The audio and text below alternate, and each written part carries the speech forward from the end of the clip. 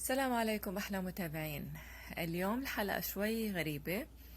أنا عندي هيدي الميكسر، هيدي عيارة 600، هيدي أكبر عيار تقريبا. كيتشن ايد، ماركة كتير معروفة ومهمة هون بأمريكا. وهيدي العجانة الكبيرة أنا ما بستغني عنها بالمطبخ أبدا. صار عندي مشكلة، أنا عم بشتغل فيها وقفت، يعني صارت تدقر بعدين وقفت. فتحتها جربتها، لقيتها انه يعني حاولت تمشي شوي بس فيها صوت وعم بتدقر وعم بتعلق. شو بدي اعمل؟ اول شي اخذت رقم العجانة، الى كل عجانة الى رقم. عرفت انه في قطعة اللي هي هيدي مكسورة مكسرة من جوا. يعني لما فتحتها بهالطريقة وشلت القطع كلهم، عرفت انه هيدي القطعة، شايفين اسنانها كلها مكسرة، يعني حتى الشحم اللي لونه اسود صار لونه على نصه عرمادي.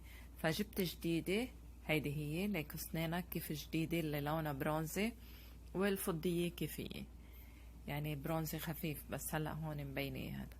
فطبعا حاولت اني اسويها والحمد لله زبطت، بس يعني عذبتني كتير، شغل كتير، وطبعا لابسه كفوف ويعني بس الحمد لله مشي الحال. هاي المراحل انا حفرجيكم. هيدي هي، شايفين اسنانها كيف يعني متاكل كتير، اسنانها مكسرين. الشحم صاير خفيف كتير بقلبها. طبعا شلت البراغي، حطيتهم بكيس صغيرة عشان ما نضيعهم. فتحتها بالأول، وبعدين كمان في عندي حتى هيدا التوز، هيدا المفك كمان ما عندي، هو كمان طلبته.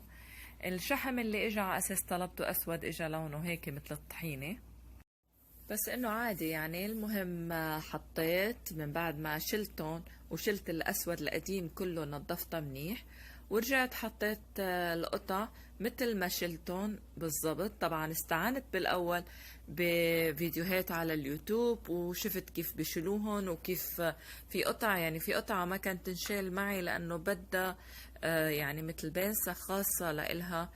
ف يعني أنا عم بعطيكم هيك فكرة سريعة، بس عن جد إذا بده الواحد يعمل شي بيقدر وبيحط براسه، يعني بيقدر. هيدي القطعة اللي مثل البنسة هيك راسها إلى مثل فتحتين هيك صغار، يعني مثل اسنان يعني لإلها، لا تفوت بهيدي اللي مثل رينج، هي مثل حلقة أو مثل خاتم محطوطة.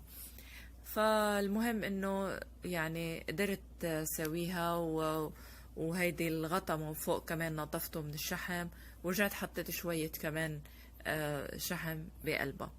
هيدي غطاها اللي من فوق اللي بعدنا بقلب الماشين يعني. فأنا كل اللي بدي أقوله إنه حتى ست البيت بتقدر يعني تعمل أي شيء بالبيت، تصلح أي شيء، تطلع على اليوتيوب تشوف فيديوهات، بتقدر يعني يعني تتابع. مهم إنه نجيب الرقم وهيك. هلا هون بدي أشوف، أنا بدي فرجيكم إنه هون الحمد لله اشتغلت قبل ما أسكرها. طبعا لما بتسكر كمان بيختلف صوتها، فبصير كتير عادي. حطيت البراغي في، يعني البراغي طبعا بندير بالنا انه وين نحطهم، كل اي قطعة بندير بالنا وين نحطها عشان ما نضيعها. هني 4 براغي من جوا، ولما احط الغطا الاسود كمان من برا كمان في 4 براغي، وفي برغ صغير من بعد ما بنحط مثل هيك سلك هو من برا، يعني بيغطي البراغي الكبيرة، في برغ صغير كمان بيتسكر. برجع بقول اللي بده الواحد يعني يهتم ويساوي، لأنه هون اليد العاملة كتير غالية، وين ما كان صار هيك، فبيقدر الواحد يتكل على حاله إن كان رجال أو مرة، وبيقدر إنه يطلع. هيدي أنا بس سكرتها آخر شي البرغ الصغير، وهيك بتخلص، ودورتها وما شاء الله ما أحلاها. شايفين هذا الصوت الطبيعي. فإن شاء الله يعجبكم الفيديو، وما تنسونا لايك واشتراك. سلام عليكم.